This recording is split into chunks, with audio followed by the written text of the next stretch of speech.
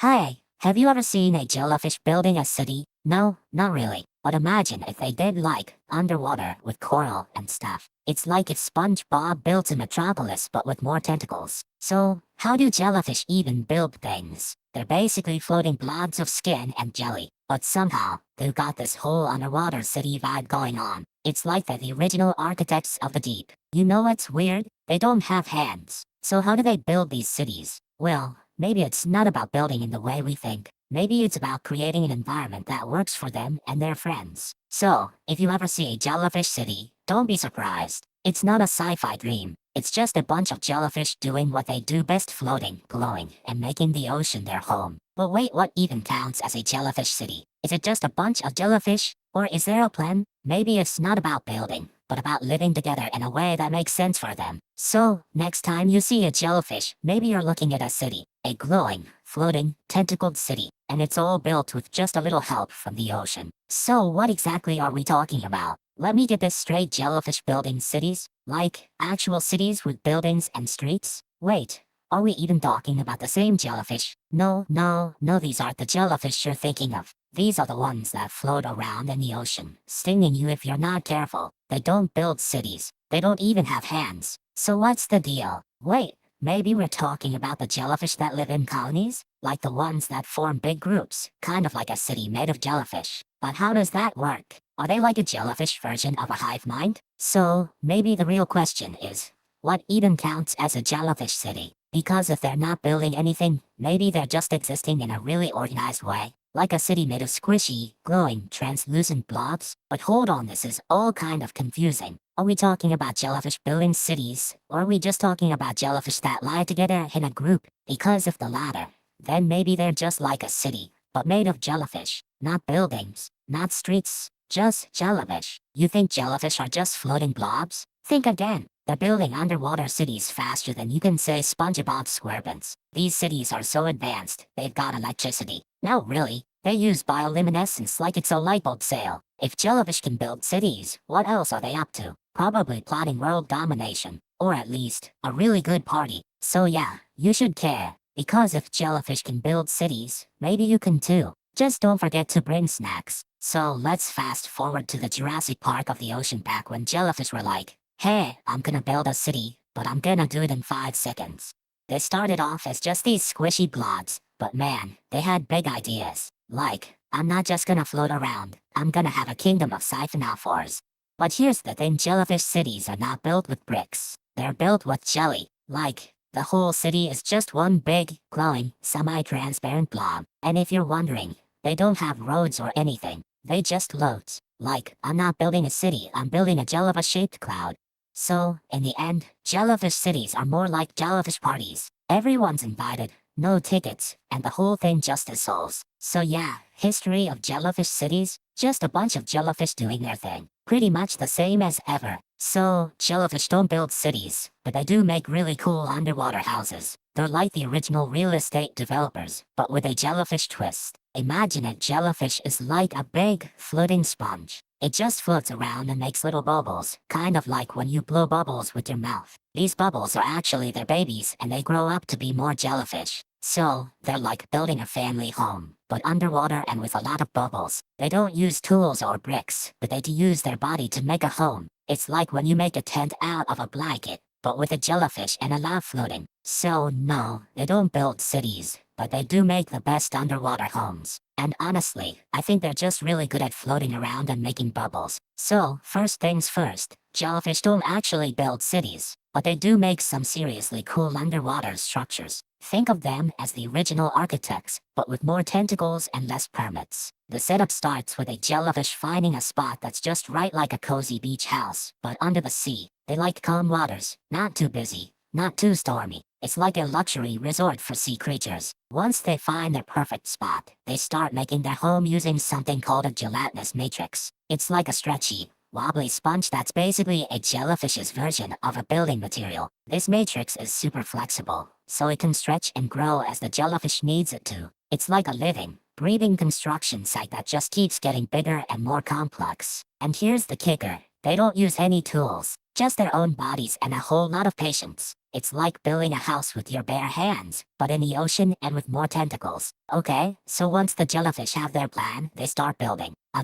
Well, they're not using hammers or anything. They use their own special tools like their tentacles and their stinging cells. It's like building with remote control and a tiny vacuum cleaner. They kind of spray their stinging cells which act like glue. It's like when you spray glue on a paper and then stick stuff on it. Except this glue is made of tiny, sticky, venomous threads. Super effective and totally weird. Once the glue is on, they start putting up their structures. They use their tentacles to move bits of coral, sand, or even other jellyfish. It's like a team building exercise, but with more tentacles and less yoga. They don't just build one building. They build a whole neighborhood. They make sure the roads are clear and the power lines, which are just currents, are working. It's like a jellyfish version of a city planner, but with more jelly and less zoning laws. And the best part? They do all this without even leaving their house. They're like the original home builders, but with more tentacles and less caffeine. Who needs a coffee machine when you've got a jellyfish city? Okay, so they're not actually building cities. They're just making a really cool light show. Like, imagine if you had a bunch of glow sticks and you set them all off at once. That's basically what they're doing, but underwater and with their own special glow. The light they make is kind of like a signal, like a secret handshake for other jellyfish. It's how they know where to go, what to do, and maybe even how to avoid getting eaten. It's basically their version of a neon sign that says, "I'm not a snack, I'm a jellyfish." Okay, so here's the real secret. Jellyfish don't build cities. They're like the original squishy architects. They just kind of float around and make their own homes out of the stuff around them. They use a process called cyst formation, which is basically them doing a tiny bit of work, then just letting the water do the rest. It's like when you build a sandcastle and then your little brother walks by and just destroys it, but with more precision. But here's the thing, they're not doing it for fun. They're doing it to survive. It's like if you had to build a house out of bubble wrap and you just couldn't help but make it look like a jellyfish. That's their whole thing. And to make it even weirder, they can do this in different shapes. Some are like tiny bells, others are like jelly donuts. It's like they're trying to one-up each other, but with tentacles and no competition. So, in the end, the real science is that jellyfish are like the lazy kings of underwater construction. They don't build cities, they build themselves. And that's basically it. Just jellyfish, jellyfish, jellyfish. Okay, so if jellyfish were architects, they'd probably start by building a city out of bubble wrap.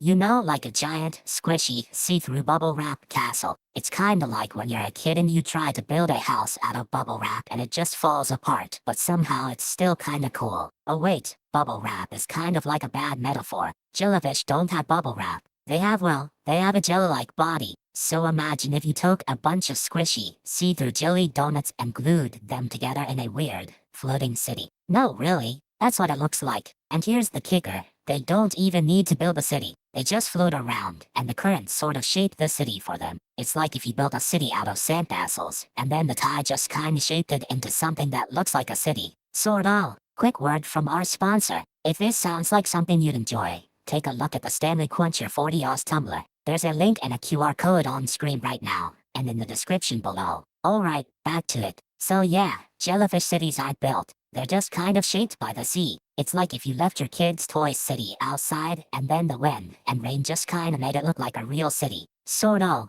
kinda, and also kinda not. So in short, jellyfish cities are like, well, jellyfish. They're squishy, they float, and they're kind of everywhere. They don't build cities. They just exist. And that's kinda the whole point. Sort of. So here's the thing. Jellyfish aren't just floating around aimlessly, they've got a plan. It's like when you're building a sandcastle, but instead of a shovel, you've got a tentacle and a whole lot of patience. They use their tentacles like construction scaffolding, anchoring themselves to rocks or coral. It's like setting up a tent, but with a little more jelliness. They don't build in the traditional way, but they do use the environment like a blueprint. It's like using the walls of your house as a guide for where to place your couch. And here's the kicker, some jellyfish actually build structures that last for years. It's not just a quick snack break, it's a long-term commitment to underwater architecture. So next time you see a jellyfish, remember, they're not just drifting, they're building a world. It's not perfect, but it's full of life, and that's what matters. So here's the first myth. Jellyfish build underwater cities. I said, no, they don't. They're like 99% water and zero construction skills. They just float around, making a mess of the ocean. You know what they do? They make a lot of stings, and that's it. No city planning, no architecture, just a lot of jelly and some bad decisions. So, if you ever see a jellyfish city, It's probably just a bunch of jellyfish having a party in a coral reef. That's not a city, that's a really loud and messy gathering. The real underwater cities are made by corals, clams, and maybe some really dedicated sea urchins. Jellyfish? They're more like the party guests, not the planners. So, next time you think you see a jellyfish city, just know it's probably just a bunch of jellyfish having a good time. No construction, no planning, just a lot of jelly and chaos. So here's the thing, jellyfish don't actually build cities. They're like the accidental urban planners of the sea, but with zero permits and a lot of jelly. They're more like floaty, squishy, glowing blobs with a side hustle and real estate. But no one's buying their condos.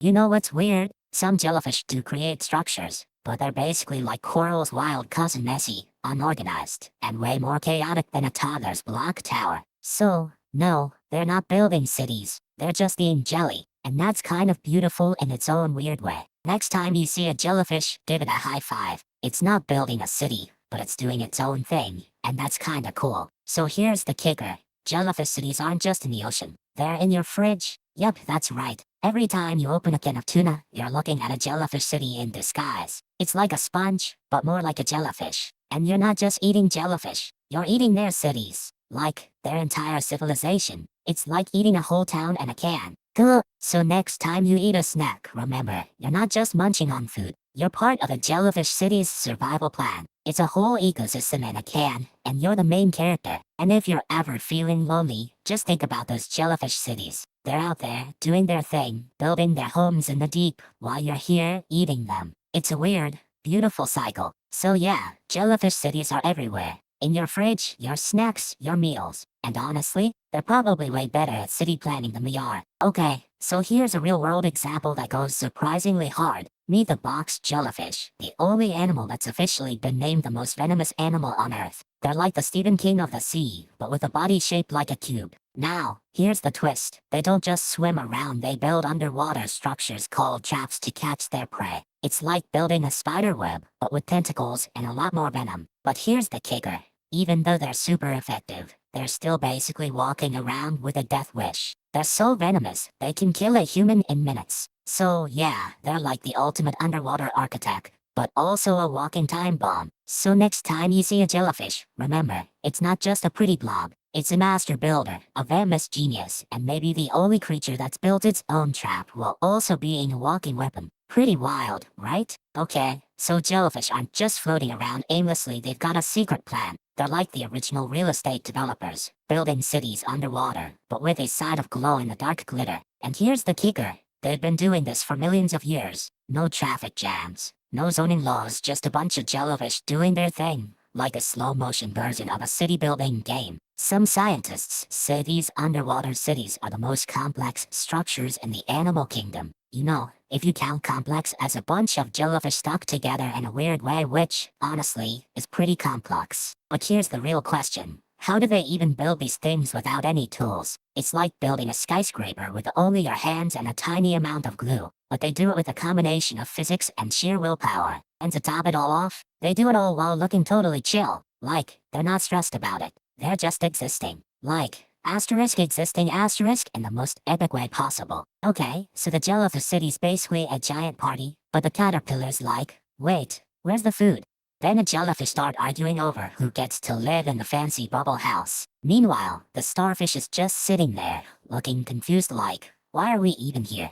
And the whole thing collapses because no one knows how to build a city, let alone a snack bar. So you're like, jellyfish cities are amazing. And I'm like, yeah, but what about the trash? It's not a city without a landfill.